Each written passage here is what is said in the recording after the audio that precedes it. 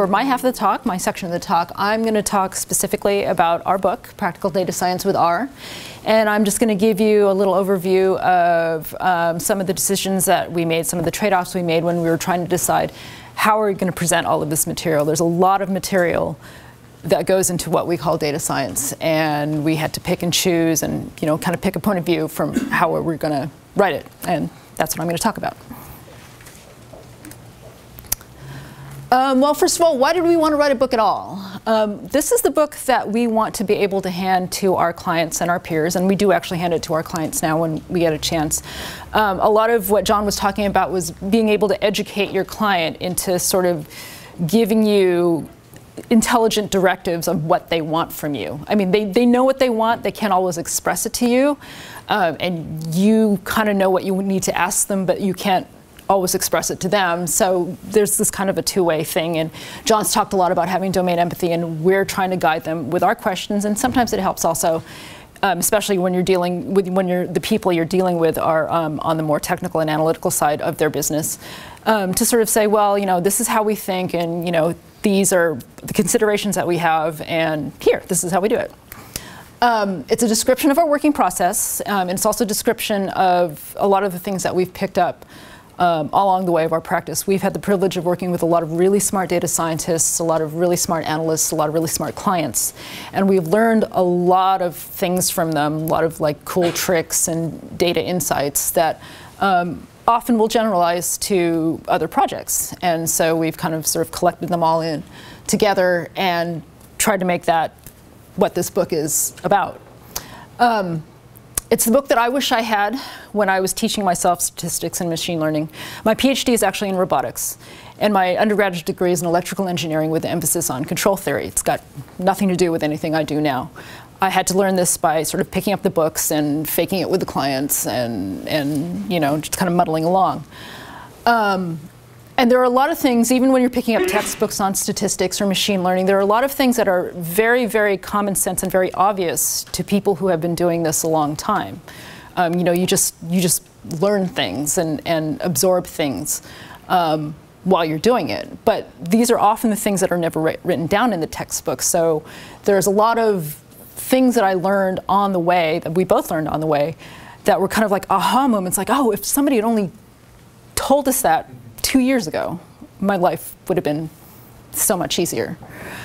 Sort of a more concrete example of this, the first section of our book talks a lot about data handling, data exploration, data visualization, data cleaning, sort of this sort of basic kind of grungy stuff that you have to do before you even start the modeling task.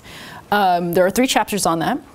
And those were actually the 3 chapters that we started handing out to, that Manning Publishers, our publisher, actually started handing out to technical reviewers, when they were trying to evaluate whether or not they were going to go forward with the rest of the book. And one of the reviewers that we got was a real bright guy. He was an academic. And basically his review was, the questions that Manning asked were things like, well, did you learn anything from this, or did you get any insights? And his answers were, no, I didn't learn anything. This was boring. This is not data science, blah, blah, blah, which made us feel really bad. Luckily, the other reviewers were good, and Manning kept forward with the book. Now, the reason I bring that up is because those 3 chapters get people really excited, especially people who have to teach data science. And the reason is exactly what I said. It seems really obvious to all of us in this room who do this all the time for a living, but it's things that generally don't tend to get written down because they're boring or obvious.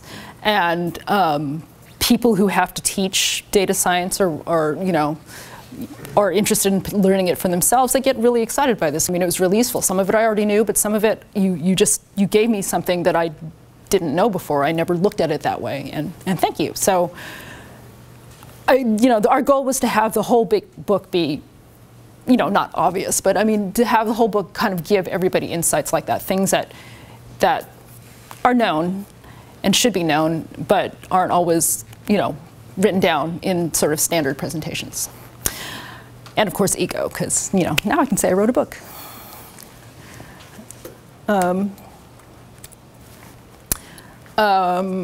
So I think I skipped a slide there.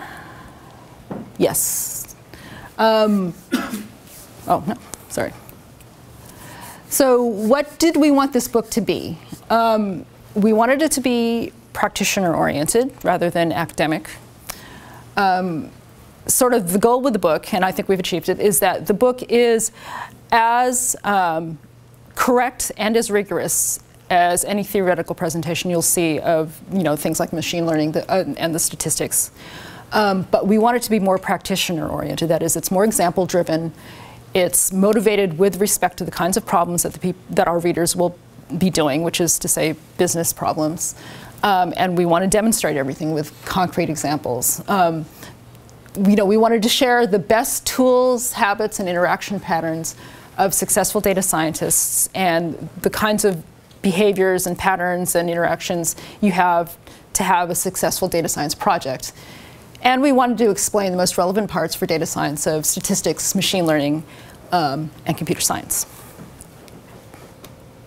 The other thing, actually, that I want to say is one of the goals, what I like to say to people, is that we want this to be your first reference book in data science. Our goal wasn't to write sort of the absolutely definitive end-all, be-all, last book you'll ever buy on data science, because that probably isn't achievable.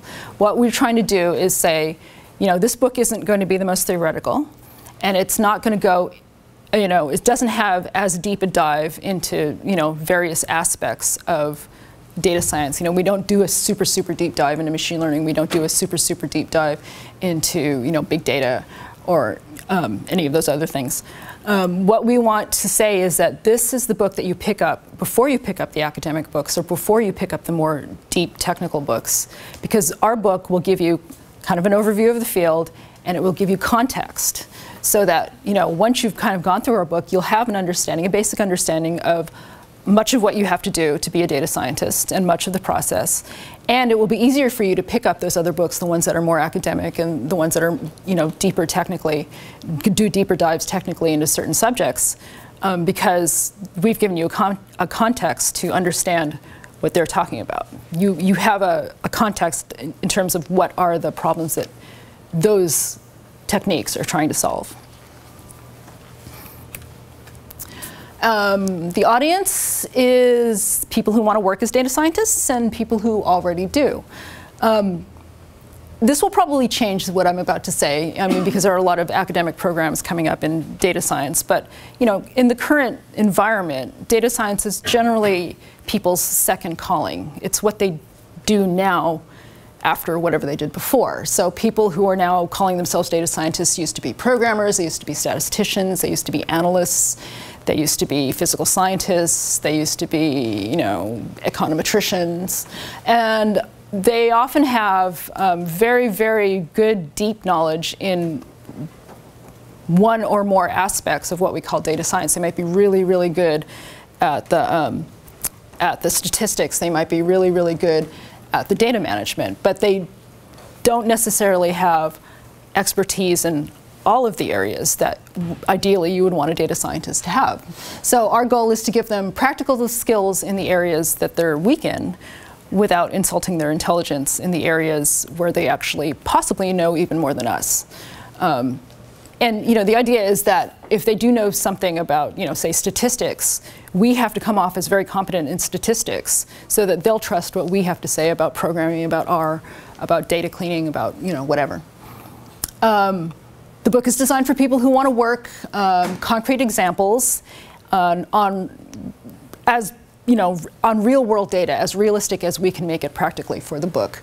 We have 12 data sets, all reasonably large, all reasonably realistic, and we use those to work through a variety of current and popular, commonly used techniques in the field in the context of problems that represent the kinds of projects that a data scientist would do in a business environment.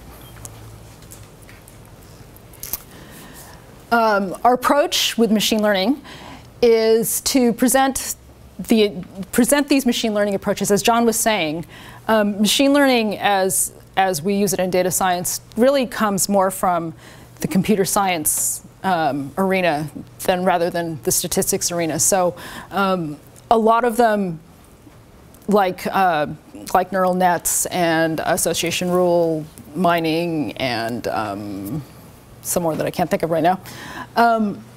They're good at what they do, but they don't often consider sort of the more statistical questions that one often does want to consider when evaluating these models. You know, you don't want to just get these insights and answers out of it. You also want to know whether or not, you know, that its results are repeatable and consistent, what they call statistically significant.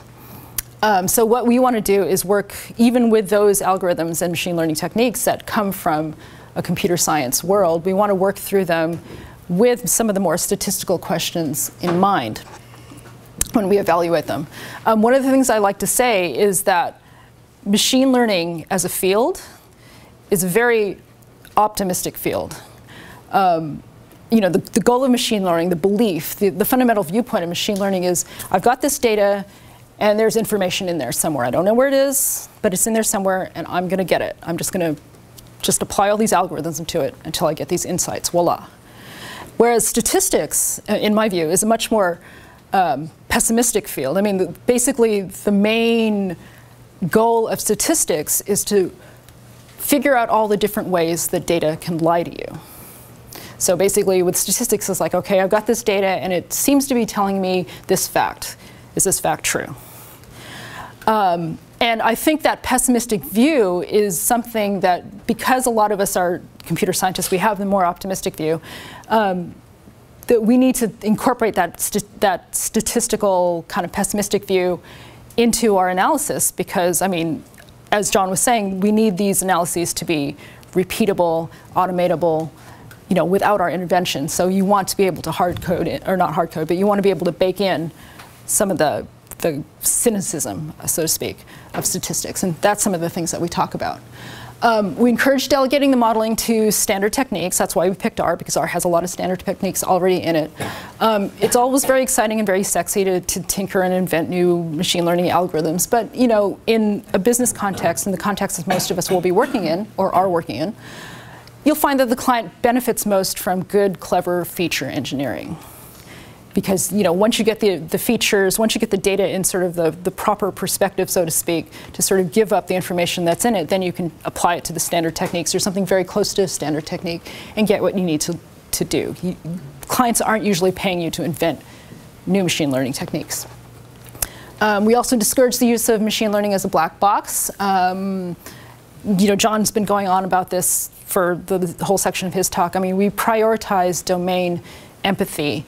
If domain knowledge, if you can get it, or if you have it, domain empathy if you don't, being able to talk to people who are experts in that field, who really understand what it is the data should be saying, so that you can evaluate the performance of your models. In that way, you don't want to use your magic machine learning techniques to basically rediscover things that the client already knows, because then you're not doing them any good. What our book isn't an R manual, because it would be hard to teach programming and data science at the same time, I think. It's not a collection of case studies. We use sort of realistic problems to teach as examples to teach the methods that we teach, but they're not, you know, real problems from real companies. It's not a big data book. As I said, it's not a theory book, nor is it a machine learning tinkerer's book. We use the standard R packages, and we teach you how to load them, and we teach you how to run them, and we teach you how to evaluate the output. These are all, you know, really fine books to have. People want to read them. People want to write them. It's just that's not the book that we were interested in writing. And this is the table of contents for the book. As I said, the first section of the book, Part 1, introduces the data science process and R. It also introduces the data management that I was talking about, data handling, data exploring, data visualization, data treatment. Part 2 is a lot of your favorite machine learning methods, linear regression, logistic regression, naive Bayes, nearest neighbor, support vector machines, decision trees. I'm forgetting a few, but anyway, the standard popular ones are what we talk about in Part 2. And then Part 3, we talk about what happens after you've built a model and have decided that that's the model that's, for the moment, the one that's going to be deployed. And then we talk about the process of working with your clients and your partners to deploy models that you've built into production. Also, how to write successful presentations to your client, to both the business people and the technical people, and often the operations people. How to properly explain to them what it is you did in their language, why it was a great job, and how to carry it further and deploy it into the business. And finally, we conclude with a bunch of